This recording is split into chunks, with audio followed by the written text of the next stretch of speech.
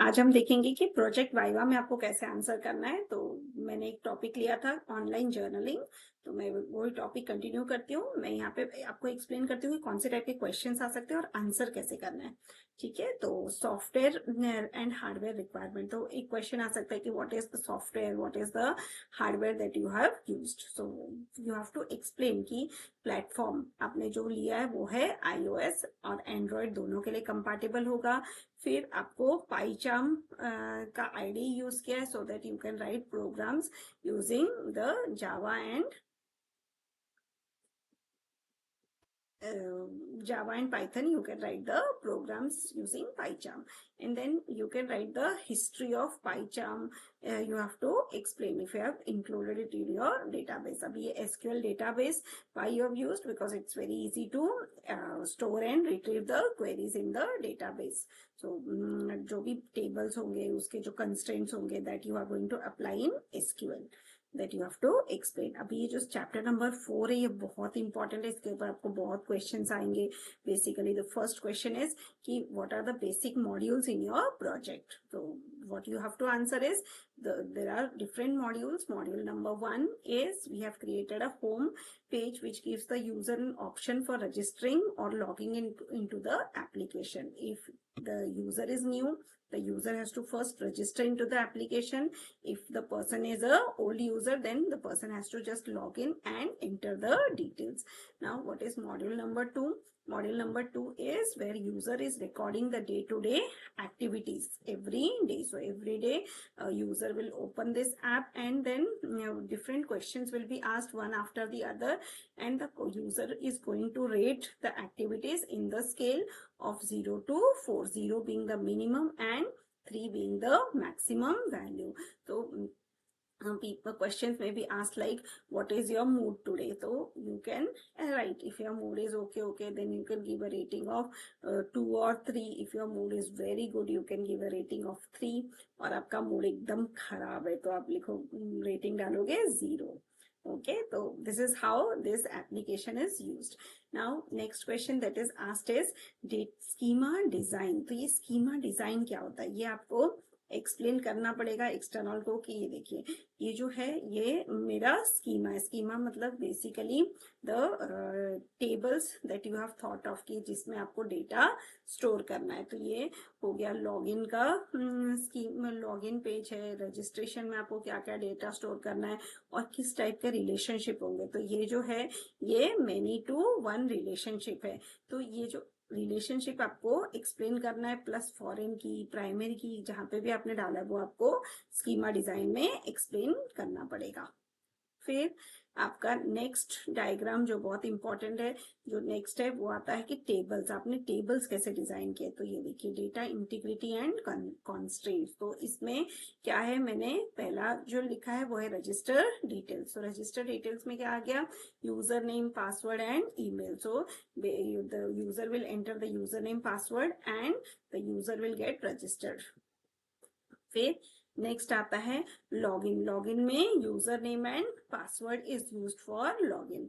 Then user का information. तो user का इंफॉर्मेशन में तो बहुत कुछ आ सकता है, जैसे share your day, mood tracker, socialising and workout, if the person has done और not, water intake, anger management, sleep tracker, gratitude, ये सब फील्ड्स है। इसमें आपको जो भी स्केलिंग देना है, नंबर्स देना है, टाइप क्या है, वो सब आप एक्सप्लेन कर सकते हो। कोई वैल्यू का रेंज है, प्राइमरी की, फॉरेन की रिलेशनशिप है, तो वो आप एक्सप्लेन कर सकते हो। अभी आता है ER डायग्राम। तो ER डायग्राम में कैसा होगा कि आपका एक एंटिटी होगा, उसके साइड में आपको एट्रीब्यूट्स बनाने हैं और फिर रिलेशनशिप दिखाना है। जैसे user will register to the write a day. Okay, और इसमें राइट अ डे में कौन से एट्रीब्यूट्स हो सकते हैं वो आपको दिखाना है। तो ये मेरा ER डायग्राम हो गया। फिर नेक्स्ट आता है क्लास डायग्राम। तो क्लास डायग्राम बेसिकली क्या है कि हमें बताना है कि हमने कौन से क्लास डिजाइन किए हैं और क्लास के अंदर हमारे कौन से वेरिएबल्स है। ये देखिए जैसे ये रजिस्ट्रेशन पेज है, तो रजिस्टर पेज एक क्लास हो गया, इसमें यूजर नेम है, पासवर्ड है, ईमेल, और फिर हमारा फंक्शन कौन सा यूज हुआ है, रजिस्टर। रजिस्टर एक फंक्शन है। तो फिर जैसे और वैसे ही दूसरा है होम पेज में क्या है, हमारे कौन से वेरिएबल्स है और कौन से फंक्शंस है, एंड फिर इसके हम क्लास के हम इंस्टेंसेस क्रिएट करेंगे। तो ये पूरा क्लास डायग्राम एक्सप्लेन करना है। फिर नेक्स्ट आ सकता है यूज केस डायग्राम। तो यूज केस डायग्राम में क्या है, हर एक पर्सन एक एक्टर हो गया, तो एक यूजर जो है वो एक्टर है, और उसके फंक्शंस जो है वो हमें ओवल बॉक्सेस में डालना है। जैसे कि user can click on the home page, login page, registration page, mood tracker, socialize, workout.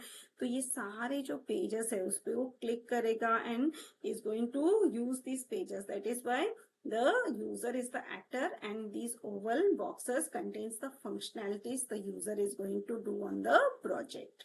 Okay, so this is a use case diagram. फिर आपका आता है sequence diagram. अब sequence diagram क्या होता है कि एक प्रोजेक्ट में आपका सीक्वेंस ऑफ एक्टिविटीज होता है, उसे आपको एक्सप्लेन करना है। जैसे अभी यूजर है तो user will click and open the application, then from home page the person will go to the register page. Register page में navigate करने के बाद the user will go to the login page, then the user will go to the first page, select the date, share your date, then the person will go to the second page where there is a mood tracker, socialize, then the person will go to the next page where the person has to write enter the data about workout, meditate, water intake। तो ये जो पूरी activities है उसके बाद क्या होगा, आपका डेटा एक एक करके लास्ट पेज तक जाएंगे और फिर लॉग आउट। तो ये जो how you are entering the data into the database, how it is being stored in the database, what is the sequence of activities, ये सब हमको सीक्वेंस डायग्राम में एक्सप्लेन करना है।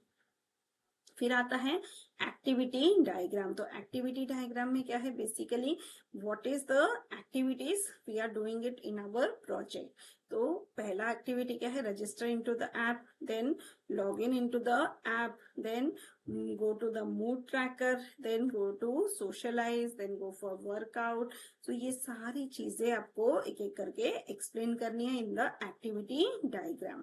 ओके, देन आता है component diagram। So component diagram is basically what are the components in our project, so we can explain each and every component one by one, and all these diagrams you have to create using star uml।